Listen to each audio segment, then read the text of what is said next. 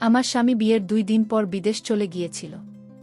আমি আগে যদি জানতাম যে সে বিয়ের পরপরই বিদেশ চলে যাবে তাহলে আমি তাকে বিয়ে করতাম না। কিন্তু আমার স্বামীকে আমি বলেছিলাম তোমার এই বিশাল বাড়িতে আমি একা একা থাকতে পারব না। কিন্তু আমার স্বামী আমার কোনো কথাই শোনেনি। সে আমায় বলল তোমার কোনো চিন্তা করতে হবে না। আমার ছোট বাতি যাকে আমি তোমাকে দেখাশোনা করার জন্য রেখে যাব। আমি এতে কিছুটা সাহস পেলাম। তারপর ভাসুরের ছেলেকে মানে আমার স্বামীর ছোট ভাই তাকে রেখে গিয়েছিল। আমি তো তাকে ছোট বালক ভাবতাম। কিন্তু এই ছোট বালকের রুম থেকে প্রত্যেকদিন এক অদ্ভুত আওয়াজ আসত। তাই আমি একদিন জানালার ফাঁক দিয়ে দেখলাম সে মোবাইলে কি যেন দেখছে আর অদ্ভুত আওয়াজ করছে। এরপর দিন সে আমার রুমে থাকতে চাইত আর বলতো কাকি আমার খুব ভয় লাগে একা থাকতে। তারপর আমি তাকে বাচ্চা ভেবে আমার রুমে থাকতে দিলাম। তারপর গভীর রাতে আমার সাথে যা ঘটেছিল তা শুনলে বন্ধুরা তোমাদের মাথার গান চলে যাবে। তাহলে মূল বিষয়টা শুরু করি। আমার নাম সবিতা। আমি খুব সুন্দরী ছিলাম বলে বড় দাদা আমার বিয়ে জিতের সঙ্গে দিয়েছিল। জিত খুব ধনী পরিবারের ছেলে ছিল, তার বাবা মা ছিল না, কিন্তু তাদের অনেক সম্পত্তি ছিল। কিন্তু জিত নিজেও অনেক বড় একটা পোস্টে একটি বেসরকারি প্রতিষ্ঠানে চাকরি করত। আমি গরিব হওয়া সত্ত্বেও জিত আমাকে পছন্দ করেছিল, কারণ আমি দেখতে ভীষণ সুন্দরী ছিলাম। সে আমাদের কাছে কোনো স্বর্ণ অলংকারের দাবি করেনি। আমার বিয়ে ক্যান ডিমান্ডেই হয়েছিল। আমি তো খুব খুশি ছিলাম এটা ভেবে যে আমার বিয়ে জিতের সঙ্গে হচ্ছে। প্রত্যেকটা মেয়ের মতো আমিও নিজের বিয়ের জন্য পাগল ছিলাম। তারপর বিয়ের পরে আমি যখন শ্বশুরবাড়ি চলে আসি তখন জিতের বিশাল বড় বাড়ি দেখে আমি খুবই খুশি হয়েছিলাম। আমি গরিব ঘরের মেয়ে ছিলাম, তাই এত বড় ঘরে বিয়ে হবে আমি কোনোদিন আশা করিনি। আমাদের বিয়ের জন্য বাড়ি এসেছিল। আমার নন্দের বিয়ে হয়ে গেছিল। আমাদের বিয়ে 2 বছর আগে নন্দের বিয়ে হয়েছিল। বিয়ের প্রথম দিন আমাদের বেডরুম দেখে আমি খুব খুশি হয়েছিলাম, কারণ জিত পুরো ঘরটাকে দামি ফুল দিয়ে সাজিয়েছিল এবং বিছানাটা এত সুন্দরভাবে সাজিয়েছিল যে আমি স্বপ্নেও ভাবিনি যে আমার ফুলসজ্জার রাতে এত সুন্দর ঘরে হবে। তারপর জিত যখন রুমে এসেছিল তখন আমি লম্বা ঘোমটা দিয়ে বিছানাতেই বসেছিলাম এবং মনে মনে খুব খুশি ছিলাম। তারপর জিত আমার কাছে এসে আমাকে বলেছিল, আমি তোমাকে কথা দিচ্ছি তোমায় কোনোদিন কোনো কিছুর অসুবিধা হতে দেব না। তারপর সকাল হতেই স্বামী বলেছিল সে নাকি সেদিনই বিদেশে চলে যাবে, তার জরুরি কাজ আছে। স্বামী বিদেশে চলে যাবে সেটা শুনে তো আমি খুবই আশ্চর্য হয়েছিলাম, কারণ সেই কথাটা বিয়ের আগে বলেনি যে বিয়ের স্বামীর দিনই সে বিদেশে চলে যাবে। স্বামী বিদেশ চলে যাবে এই কথা শুনে আমি তাকে জড়িয়ে ধরে কাঁদতে শুরু করেছিলাম। স্বামী তখন আমাকে অনেক বুঝিয়েছিল যে সে কিছুদিনের মধ্যেই বাড়ি ফিরে আসবে এবং তার জন্য নাকি এই মিটিংটা খুবই জরুরি। বিয়ের পরে যখন কোনো স্বামী তার স্ত্রীকে রেখে বাইরে চলে যায় সেটার কষ্টটা আমি খুব ভালোভাবেই জানতাম। সেদিন ভোরবেলা আমি স্বামীকে অনেক রিকোয়েস্ট করেছিলাম সে যাতে আমাকে এভাবে একা ছেড়ে বিদেশে না যায়, কিন্তু সে আমার কোনো কথা শোনেনি। উল্টো সে আমাকে বুঝিয়েছিল যে তাকে বিদেশে যেতে হবে। তারপর সেদিন সারারাত স্বামীর সঙ্গে কথাবার্তা বলতে বলতে সকাল হয়ে যায়। তারপর স্বামী তাড়াতাড়ি বিছানা থেকে উঠে বিদেশে যাওয়ার জন্য তৈরি হয়। স্বামী যতক্ষণ তৈরি হচ্ছিল আমি ততক্ষণ এই কথাটা ভেবে কেঁদে যাচ্ছিলাম যে বিয়ের একটা দিনও হয়নি আর স্বামী আমাকে ছেড়ে বিদেশে চলে যাবে। তাহলে আমি এত বড় বাড়িতে কিভাবে একা থাকব? কারণ আমার ননদ 2 দিন পরে তার নিজের শ্বশুরবাড়ি চলে যাবে বলেছিল, আর এমনিতেও আমি নন্দকে কতদিন এই বাড়িতে রাখতাম। তার নিজেরও স্বামী আছে, সংসার আছে, সে নিজের স্বামী ও শ্বশুরবাড়ি ছেড়ে আমার কাছে তো বেশি দিন থাকতে পারবে না। আমার তো এই কথাটা ভেবে খুব রাগ হচ্ছিল যে স্বামী আগে কেন বলেনি যে সে আমাদের বিয়ের স্বামীর দিন বিদেশে চলে যাবে। তারপর স্বামী বিদেশে যাওয়ার আগে আমাকে একটা কথা বলেছিল যে তোমার চিন্তা করার কোনো কারণ নেই, কারণ আমার ছোট ভাই তাকেই বাড়িতে রেখে যাচ্ছি। সে নিজের পড়াশোনা এখান থেকেই করবে এবং তোমার খেয়াল রাখবে। সে কালকে এখানে চলে আসবে, তাই তুমি একদম চিন্তা করো না।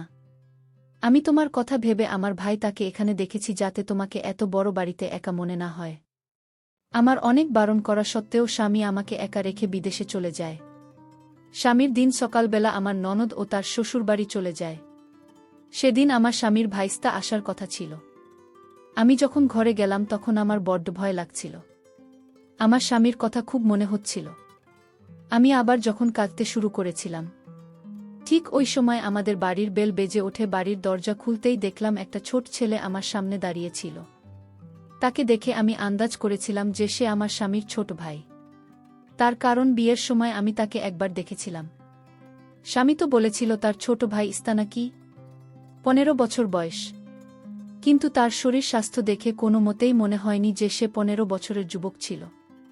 ঘরের দরজা খুলতেই সে আমার দিকে তাকিয়ে বলল, কাকি তোমাকে ভীষণ সুন্দর লাগছে, দেখতে তুমি ভীষণ সুন্দরী। আমার কাকা খুব ভাগ্যবান যে তোমার মতো সুন্দরী বউ পেয়েছেন।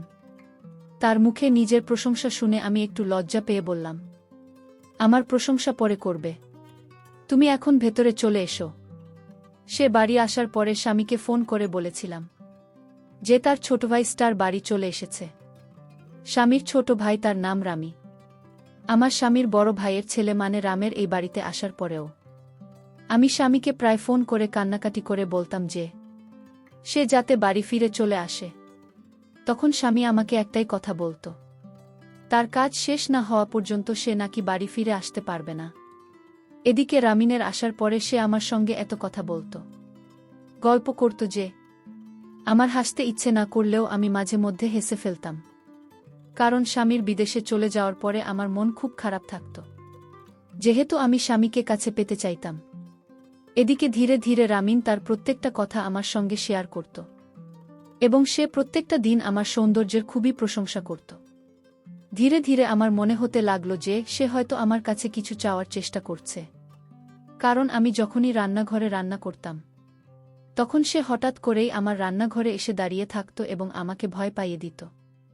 আমি তো তাকে ছোট বালক ভেবে কিছু বলতাম না, কিন্তু তার এই ব্যবহার আমার ভীষণই খারাপ লাগত। সে আমাদের এখানে একটা স্কুলে ভর্তি হওয়ার কথা ছিল। সে বাড়ির বাইরে গেলে আমাকে কিন্তু বলে যেত। একদিন রামি বলল, কাকি তুমি একা একা রুমে ঘুমাতে ভয় পাও না? আমি তো রামের কথা শুনে তার কথাটাকে ঘুরিয়ে দেওয়ার চেষ্টা করেছিলাম, কিন্তু সে প্রত্যেক দিন আমাকে একটাই কথা বলতো যে কাকি আমি তোমার রুমে ঘুমাতে চাই, কারণ আমি এই এত বড় বাড়িতে একা রুমে থাকতে ভয় পাই। আমি তো প্রত্যেকবার হেসে তার এই কথাকে উড়িয়ে দিতাম, কিন্তু ধীরে ধীরে তার এই কথার মানে আমার কাছে ব্যাপারটা অন্যরকম মনে হয়। আমি তখন ঘরের ভিতরে দরজা বন্ধ করে স্বামীকে ফোন করতাম এবং কাঁদতাম, কিন্তু আমি নিজের মনের কথাগুলো স্বামীকে কোনোদিন বলতে পারতাম না।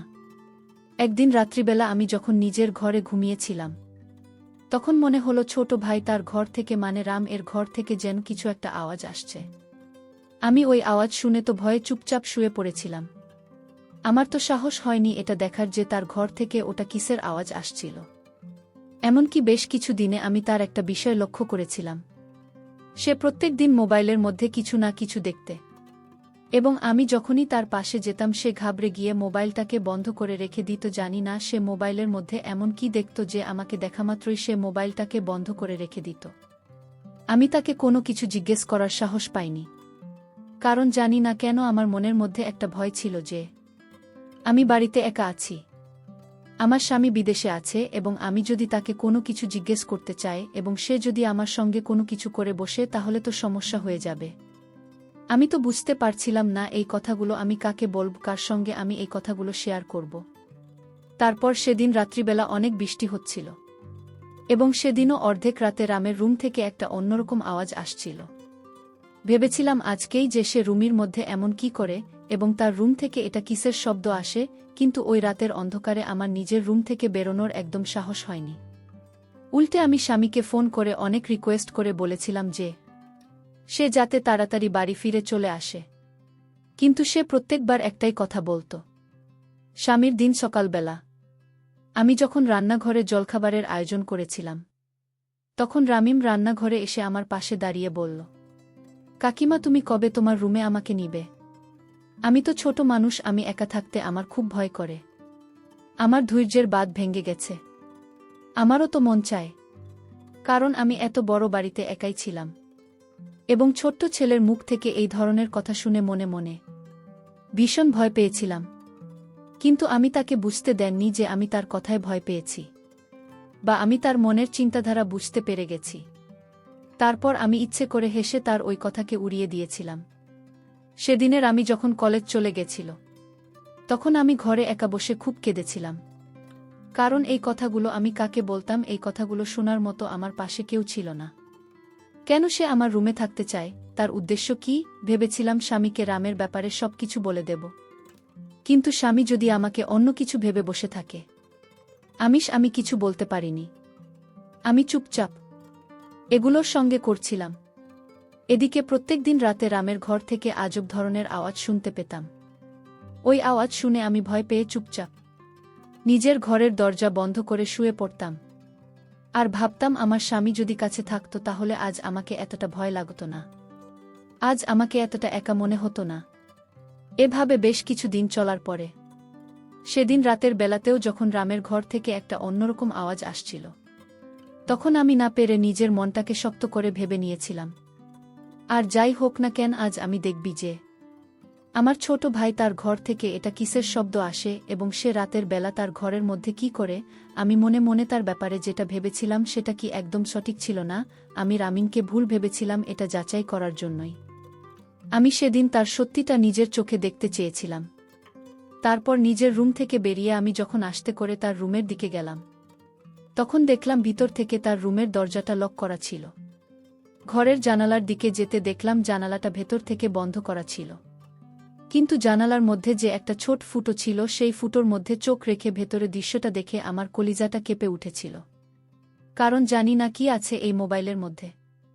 এমনকি ভিডিও দেখছিল এবং মোবাইল এর মধ্যে ওই ভিডিওগুলো দেখার পরে সে অদ্ভুত কাজ করছিল এবং মুখ থেকে আজব ধরনের শব্দ বের করেছিল। তাকে ওই অবস্থায় দেখে আমার পুরো শরীর থরথর করে কাঁপছিল। আমি তখন ভয় পেয়ে তাড়াতাড়ি করে নিজের ঘরে এসে রুমের দরজা বন্ধ করে ওই দরজার পাশে বসে নিজের মুখটা চেপে ধরে কাঁদতে শুরু করেছিলাম। কারণ আমি বুঝে গিয়েছিলাম রামকে বাচ্চা ছেলে মনে করে। আমি অনেক বড় ভুল করেছিলাম।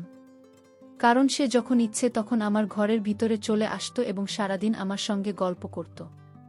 আমি কিন্তু এই ব্যাপারগুলো এত গুরুত্ব দিতাম না।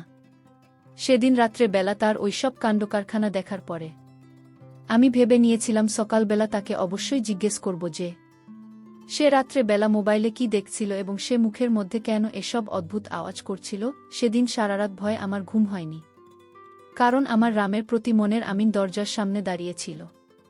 সে আমাকে সকালবেলা দেখে চমকে গিয়ে বলল, কাকে কি ব্যাপার, তুমি এত সকালে উঠে পড়েছ? তুমি তো এত সকালে উঠি না। আমি তখন রামকে বললাম, তুমি এত সকালে উঠে কি করছো, তোমার এত সকালে ওঠার কি দরকার পড়েছে? গ্রামীণ তখন আমাকে বলল, আমি তো প্রত্যেক দিন সকালে উঠি। গ্রামীণ বলল, কাকিমা আমিও তো প্রত্যেক দিন তোমার আগে ঘুম থেকে উঠি। রামের মুখ থেকে সব কথা শোনার পরে আমি নিজের রাগ সামলাতে পারলাম না। আমি বলেছিলাম, রামিম আমি তোমাকে আমার রুমে জায়গা দিব, কিন্তু তার আগে তুমি আমায় একটা সত্যি কথা বলা। গ্রামীণ বলল, কাকিমা আমি কোনো সময় মিথ্যা কথা বলি না, আমার মিথ্যা বলার কোনো অভ্যাস নেই। আমি রামিরকে বললাম, রামিম তুমি বলো মোবাইলে প্রতিদিন রাতে কি দেখো? গ্রামীণ বলল, কাকি তুমি কাকার সাথে রাতে যা করো তাই দেখি। আমি এই পিচ্চি ছেলেটার কথা শুনে খুব অবাক হয়ে গেলাম। আমি মনে মনে সিদ্ধান্ত নিলাম, তাকে দিয়ে আমার সকল কার্যকলাপ করাতে হবে। আমি তো ভেবেছি সে একটা ছোট্ট বাচ্চা বালক, কিন্তু সে তো ছিল আমার স্বামী চাইতেও বড়। বন্ধুরা, গরমের তাপমাত্রার জন্য আজ গল্পটি শেষ করতে পারছি না। এই গল্পের দ্বিতীয় পার্ট আগামীকাল দেওয়া হবে। সেই পর্যন্ত সবাই ভালো থাকবেন প্রিয় বন্ধুরা। গল্পটি ভালো লাগলে অবশ্যই কমেন্ট করে জানাবেন। আর নিয়মিত এমন আলাদা স্বাদের গল্প শুনতে ভিডিওটিতে লাইক এবং চ্যানেলটিকে সাবস্ক্রাইব করে সাথেই থাকুন। আর হ্যাঁ, নোটিফিকেশন বেলটি অল করে রাখবেন, যাতে পরবর্তী গল্প সবার প্রথমে আপনাদের কাছে পৌঁছে যায়। ধন্যবাদ বন্ধুরা, ধন্যবাদ সবাইকে।